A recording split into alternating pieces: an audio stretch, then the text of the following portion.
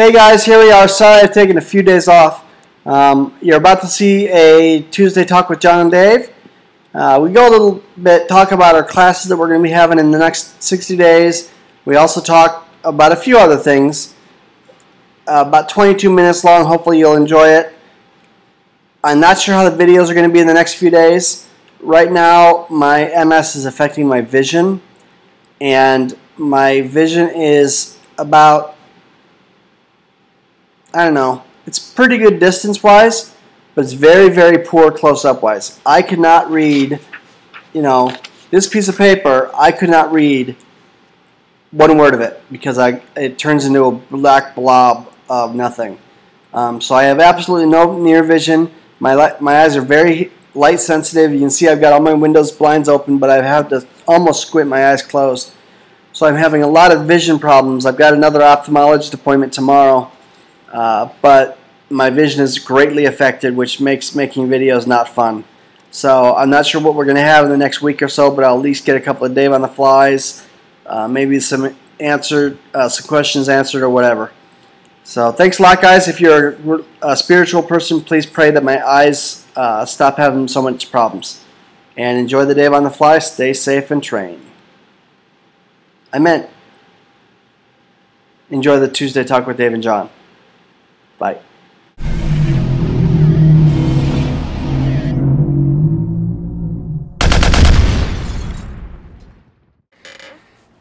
Hey guys, here we go. This is our third or fourth one. Third or fourth. Something like that. Not the 34th, but third or fourth. Tuesday morning talk. We're going to go real casual today. We're going to talk about some things for people in the Valley, people in Arizona, about some classes that we're throwing in the next couple of weeks that are really going to be fun. And answering some questions that I had come across a private message. One of the things was, a couple people, more than a couple people have asked about, what laws do we think are going to be, where they're going to go with gun control because of Aurora. And John put it great today. I don't think it'll go anywhere. I think I read a CNN poll yesterday that said that, they took another poll. What is your attitude on gun control, America, after the Aurora shootings? It's unchanged. It's still the political third rail. The right to carry is going to get higher. In fact, I think what most people are going to see is they realize, holy cow, what needs to be fixed. And actually, I think even President Obama said that what's broken is not gun laws in America. What's broken is healthcare laws. It appears at this point that the shooter was under psychiatric care.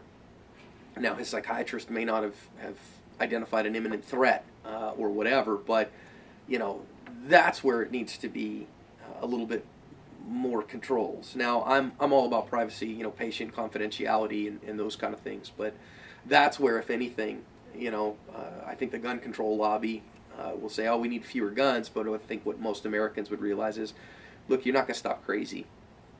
You just can't. So, I've seen people sharing pictures of, gun control in the light of tragedies is like trying to solve drunk driving by taking cars away from sober people. It just doesn't work. And I think that most Americans see that, and I think that enough elected officials recognize that it's not going anywhere. There's just no way. It's a political third rail. They won't touch it because it'll kill them. Everybody was worried about the UN treaty, and John did our first Tuesday talk was, don't let all the tinfoil hat wearers, make you crazy over this, and guess what happened? It died. Yeah, it died. So U.S. backed out of it this week, and therefore everybody else backed out of it. No accord. Now, that doesn't mean it's not totally dead. That doesn't mean it can't come back. Right. That doesn't mean they can't do more. But for right now, it's gone. It's done. There's not going to be any kind of accord on it. So, not going to be a worry. I wouldn't worry about it. Yeah, not worried at all. One of the other people that sent me a question was, at what point do you know when to draw and shoot, or draw? At one point do you know to shoot? And in my opinion, if you're ready to draw, you'd better be ready to shoot. And yes and no. What is the? I'm thinking psychologically. I mean, if you're drawing. No. Yeah. Okay, back up. Okay, go. If you're not ready to use a firearm in self-defense to take life, you shouldn't be carrying it at all. And a lot of people that don't take their CCW classes don't take that into account. A lot of people who take a CCW class don't take that into True. account. I train Ed Parker American Kempo here in Phoenix at Attitude First. One of the things we talk about, that Ed Parker talked about a lot, Skip Hancock, our professor, talks about, is spiritual fitness. You know, you got to recognize danger exists and it can happen to you. And are you ready to confront that? And are you ready to combat that? And one of the questions you got to ask is, am I ready to use a firearm to defend my life or the life of my loved ones if I need to? And recognize that if that's the case, that will mean shooting people in the chest or face. And people might die. They very well could die. If that's not something that you can emotionally, spiritually, mentally conceive of, then you have no business carrying a firearm to begin with. So you say, well, wait a minute, I've got to be prepared when I draw. No, you got to be prepared long before that. Because if you're reaching for a gun, you know, if you're saying, can I do this while you're looking to draw, you're dead. You're a dead person. But if you are new to guns and or if you have anybody in the household, if you have kids, obviously kids aren't going to be carrying guns. How many of you have spoke to your children about stranger danger and getting away from bad situations?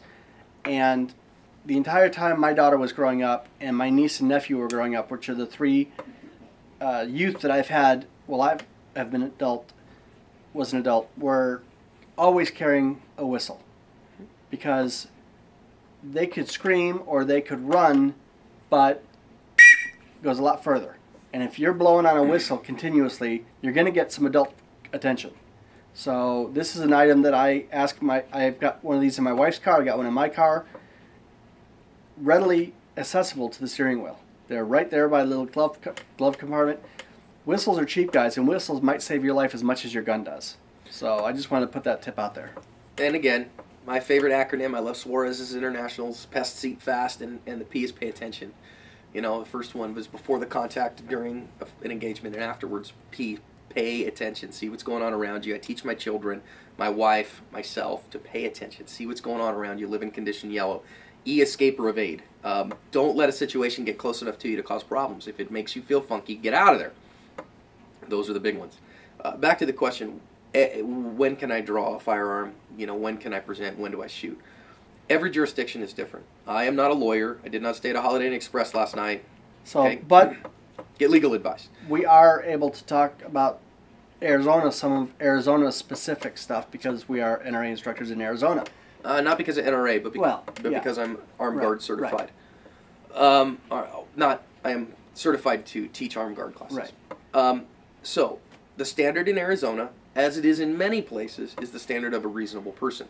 Would a reasonable person do what you do, or do what you did in your situation? If you feel like your life is in imminent harm, if you feel like you are under imminent threat of death or great bodily harm, then you are justified in using lethal force to defend yourself. You can't escalate a conflict. So again, if somebody's yelling at you, you can't punch them in the face. You've escalated the conflict, you're guilty of assault.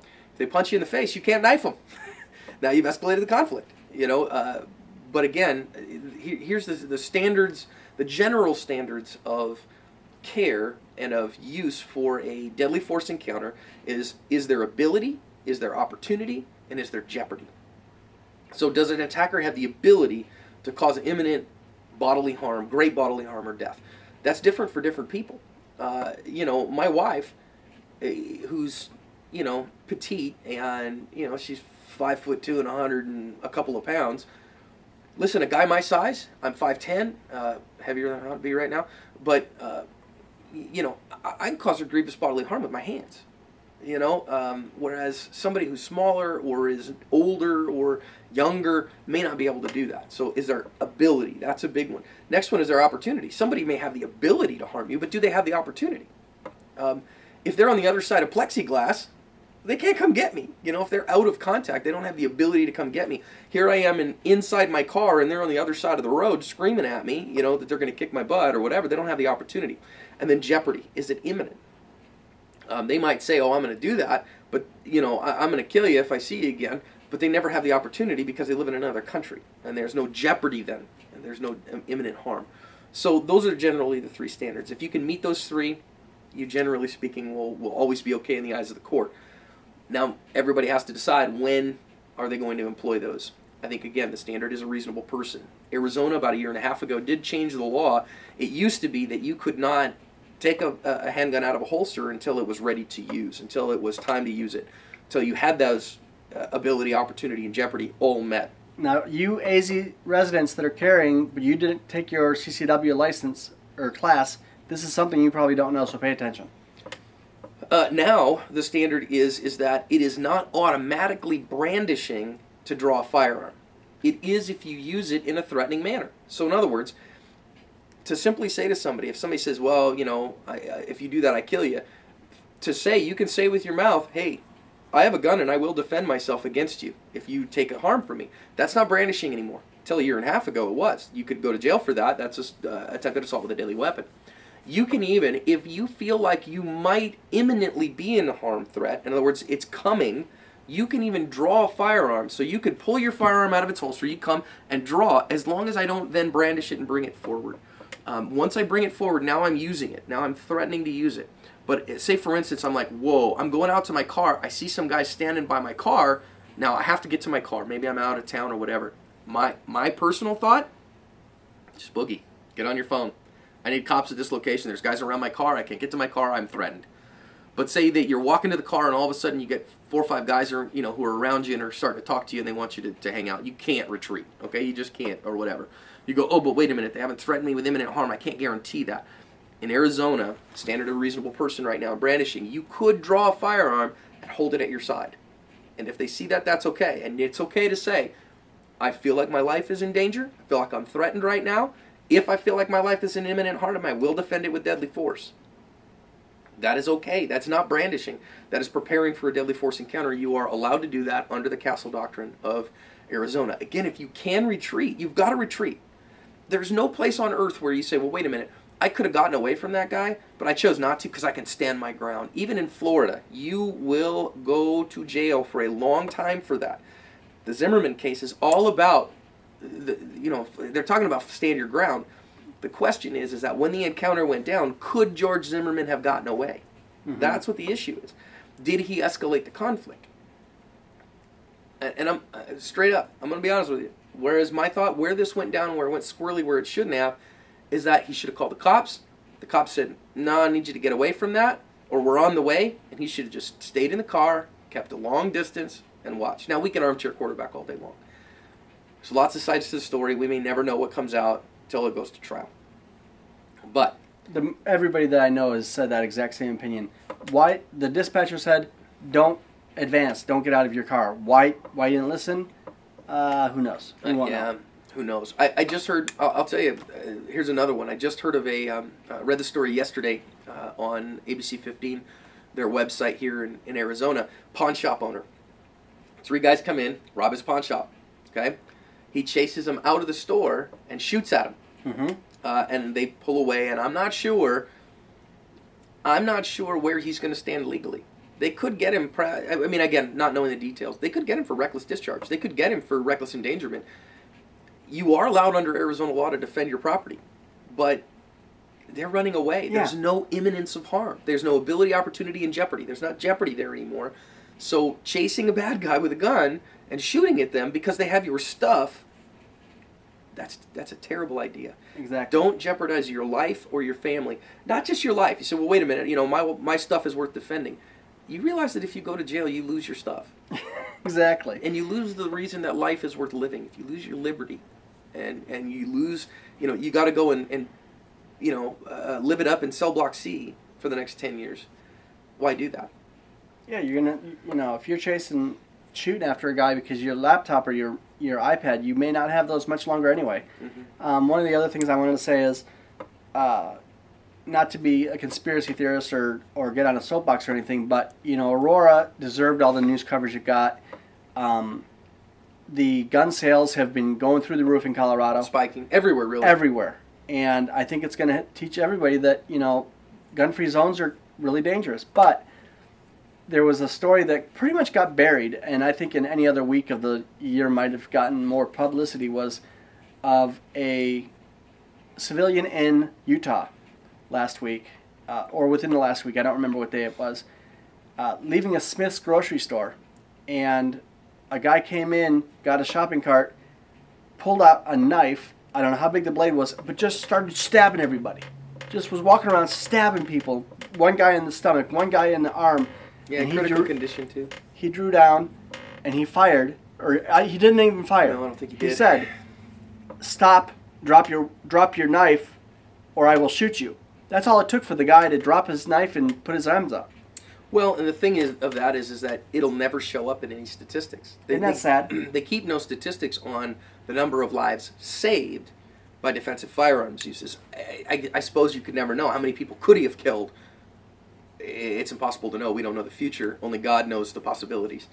I've seen a statistic, but I can't verify it, so please take it with a grain of salt. But the one that I saw said, that the average mass shooting stopped by a police deaths are about 22, by civilians about 2.5.